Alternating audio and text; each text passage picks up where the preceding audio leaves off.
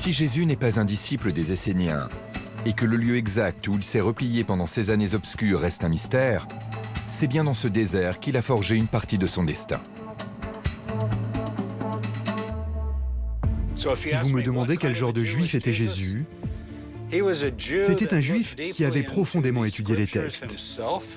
Il avait l'impression qu'on parlait de lui et il n'a rejoint aucun groupe. Il était indépendant et je pense pareil de Jean le Baptiste. Il lance un nouveau mouvement religieux, il est juif, mais c'est un mouvement au sein du judaïsme qui est différent de tous les autres. Il se distingue à bien des égards. À partir du moment où Jésus commence à prêcher lorsqu'il a 30 ans, il devient un homme public. Sa vie est mieux documentée. Que nous rapportent les évangiles?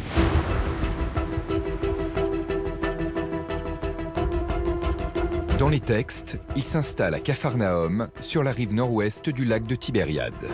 Capharnaüm, c'est un village de pêcheurs, dépourvu de tout rempart, de tout moyen de défense. C'est un petit village de 5 à 600 habitants, avec une jetée qui avance dans le lac. Capharnaüm, c'est comme Cap Canaveral pour l'exploration spatiale, c'est le port d'attache de Jésus. D'ici, il part et revient toujours. Il vit avec Pierre, André, Jacques, Jean, Philippe. Ce sont 5 pêcheurs. Et vous avez les autres aussi, évidemment. C'est ici que Jésus aurait constitué son groupe de 12 apôtres. Pourquoi vient-il ici? C'est la Via Maris, la voie de circulation. Vous allez du port de Césarée, qu'Hérode le Grand a construit, jusqu'à Damas. Et de Damas, vous allez en Mésopotamie. De Césarée, vous allez à Alexandrie, au Nil et en Afrique. C'est donc un axe de communication, de rencontre avec des commerçants et tout type de gens. C'est un lieu idéal pour diffuser un message. Que reste-t-il de Capharnaüm, cette ville antique où régnait une telle effervescence que le nom est aujourd'hui entré dans le langage courant? Est-il possible de retrouver une trace du passage de Jésus comme cité dans les évangiles? Au-dessous de cette église moderne en forme de soucoupe volante, se trouvent les vestiges de 3 églises construites successivement au cours des siècles. Une église octogonale du temps des Byzantins au 5e siècle, une petite église carrée plus ancienne, et enfin, une maison qui se distingue de toutes celles trouvées à Capharnaüm. Sous l'église actuelle, nous avons les vestiges de la maison de Pierre. Les murs ont été entièrement plâtrés dans la seconde moitié du 1er siècle.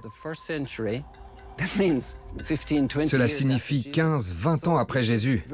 C'est unique. On n'a pas trouvé d'ustensiles domestiques comme dans les autres maisons, mais des lampes et de grands récipients. Que se passait-il dans cet endroit? Pourquoi avait-il changé de fonction?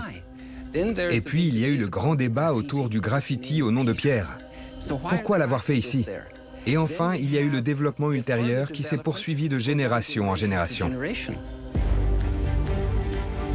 D'après les chrétiens, il n'y a pas de doute.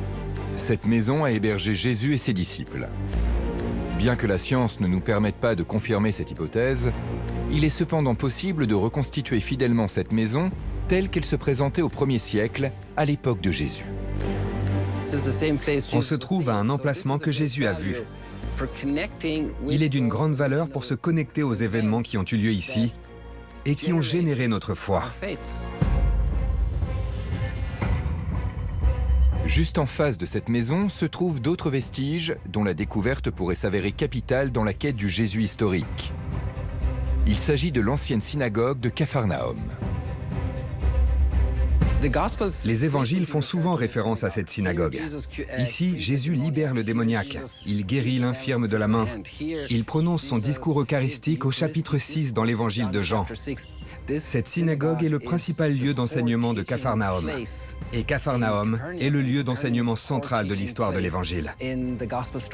C'est un trésor. Que ce soit la synagogue ou la maison de Pierre, la concordance des vestiges au récit biblique est troublante. Toutes ces localisations, toutes ces recherches convergent vers le 1er siècle de notre ère et l'existence d'un personnage qui s'appelle Jésus, indiscutablement. Entouré de ses disciples, le message de Jésus aurait rayonné dans toute la Galilée. Et c'est à 30 km à l'ouest de Capharnaüm, dans le petit village de Cana, qu'il aurait accompli le premier des 7 miracles rapportés par les apôtres. Alors, durant les noces de Cana, Marie va voir Jésus en disant les invités n'ont plus de vin. Et Jésus, au fond, cédant à la demande de Marie, va dire aux serviteurs remplissez les jarres d'eau. Et le miracle s'est accompli, c'est-à-dire à chaque fois qu'on tirait de l'eau, c'était un vin exquis. Aujourd'hui, Cana s'appelle Caphr Cana.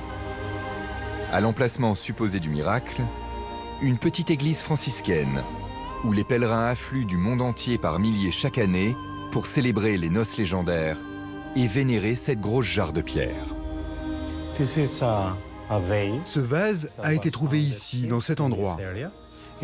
En regardant sur le dessus, on voit un petit canal. Il servait peut-être à laisser passer de l'huile, ou peut-être même du vin ou des céréales. Nous parlons d'un vestige du 1er siècle, donc du temps de Jésus. Avec ce miracle, les disciples ont commencé à croire en Jésus. C'était donc un signal pour eux.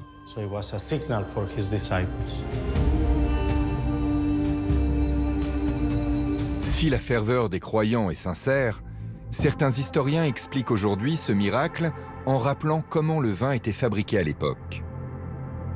Le mou de raisin non filtré laissait un épais dépôt dans le fond des jarres.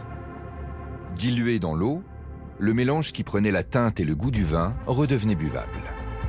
Il ne faut pas toujours regarder de façon empirique les miracles qu'effectue Jésus, mais aussi regarder leur sens, leur signification, regarder quelle relecture de la tradition biblique ils opèrent. Cette transformation de l'eau en vin, c'est pas un miracle comme ça pour faire plaisir. Ça a une signification théologique profonde. Ça inaugure son ministère public. Et c'est pour dire que la grâce de Dieu surabonde et qu'elle est la préfiguration du banquet céleste. Ce miracle de la transformation de l'eau en vin présenté dans l'évangile de Jean sera le premier des signes accomplis par Jésus au bénéfice de ses disciples. Il y a de nombreux miracles qui ont été accomplis par Jésus, en tout cas d'après les évangiles. Il y a la multiplication des pains, la guérison d'un paralytique, la guérison de plusieurs aveugles. L'une de ces guérisons surnaturelles se serait déroulée quelque part dans Jérusalem. Alors la guérison de l'aveugle va se passer à la piscine de Siloé. C'est un aveugle qui a reçu de Jésus la salive et puis de la boue sur les yeux et lui a dit « Va te laver à la piscine de Siloé, tu es guéri ».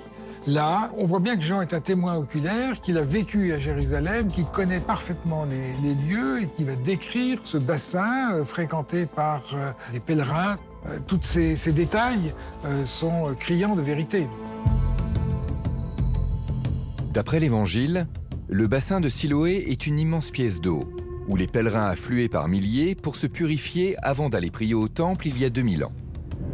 Pendant longtemps, les historiens ont douté de l'existence de ce lieu dont ils ne trouvaient pas la trace.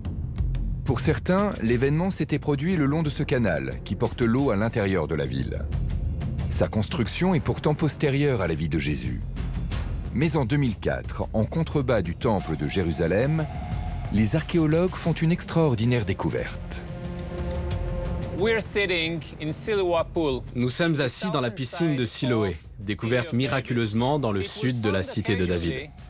Ce que nous voyons là n'est qu'une petite partie du côté nord de la piscine. Grâce aux fouilles effectuées, nous savons qu'elle se prolonge sur environ 50 mètres à l'est, ce qui signifie qu'il s'agissait d'une très, très grande piscine.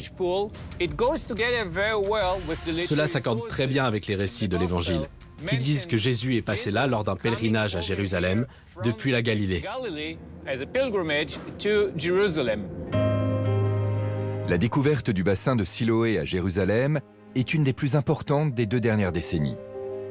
Et lorsque l'archéologie recoupe les textes des évangiles, le caractère historique de Jésus en sort renforcé. C'est encore à Jérusalem, à quelques centaines de mètres, que les dernières heures de la vie terrestre de Jésus s'écrivent. Depuis 2 millénaires, un lieu en particulier fait couler beaucoup d'encre. L'emplacement de la crucifixion et de son tombeau.